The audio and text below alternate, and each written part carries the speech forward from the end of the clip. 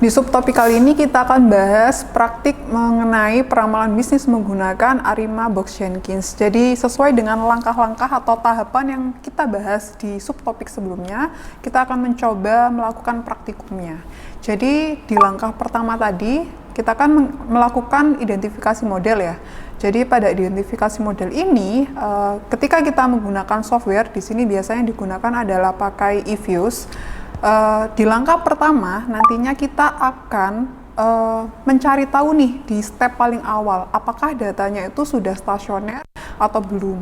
Nah, caranya adalah lewat beberapa uji stasioneritas di mana nanti Anda bisa melihat pada bagian tabelnya, yaitu jika nilai yang ada pada prop di bagian tabel itu masih belum signifikan, maka data ini masih belum stasioner. Maka yang harus kita lakukan ketika belum stasioner adalah melakukan differencing. Anda bisa memasukkan menginput level of differencing-nya menjadi 1 atau 2. Tapi yang biasa yang disarankan adalah lakukan differencing 1 dulu, kemudian dilakukan pengujian. Setelahnya jika memang hasil dari differencing pertama itu masih belum stasioner, maka Anda bisa melanjutkan untuk memasukkan atau menginput level of differencing-nya menjadi 2. Nah, setelah data itu sudah stasioner, maka kita bisa melanjutkan pada tahap kedua, yaitu penaksiran parameter. Misalnya nih, di awal data itu sudah stasioner, berarti ini tidak perlu menjadi ARIMA, karena di ARIMA itu kan kita membutuhkan differencing.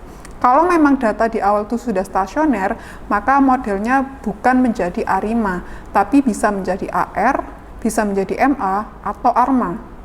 Sedangkan kalau misalnya suatu data itu mengalami differencing, maka terbuka banyak peluang yang terjadi pada suatu model.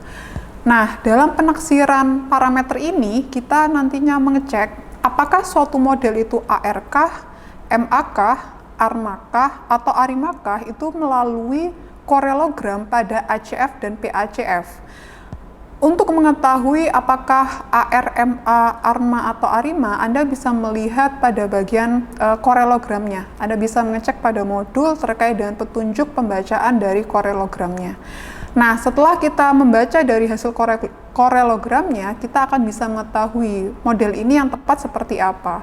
Nantinya kita akan melakukan uji estimasi pada software yang nantinya bisa kita ketahui apakah parameter yang kita gunakan itu sudah sesuai atau belum lewat nilai prop pada tabel outputnya.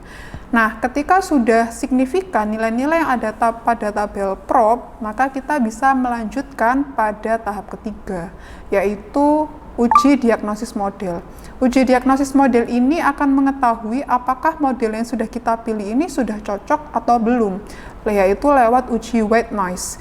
Jadi lewat uji weight noise ini yang kita baca adalah nilai prop yang ada pada tabel. Nah, setelah kita mengetahui apakah suatu model itu sudah lolos uji weight noise atau dengan kata lain sudah fit, maka kita bisa melanjutkan ke tahap selanjutnya, yaitu kita bisa mengidentifikasi beberapa karakteristik yang ada dalam tabel-tabel, yaitu yang pertama adalah nilai R-square, kemudian nilai AIC, kemudian ada beberapa nilai lainnya. Nah, di sana Anda bisa mengecek pada modul terkait kriteria-kriteria dari nilai-nilai yang sudah disebutkan.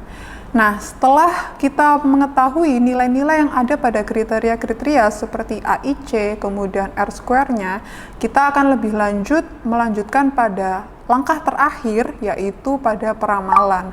Jadi, setelah kita mengetahui model itu terpilih, maka kita bisa mengambil model itu untuk dijadikan sebagai model peramalan kita untuk meramalkan suatu kondisi di masa depan.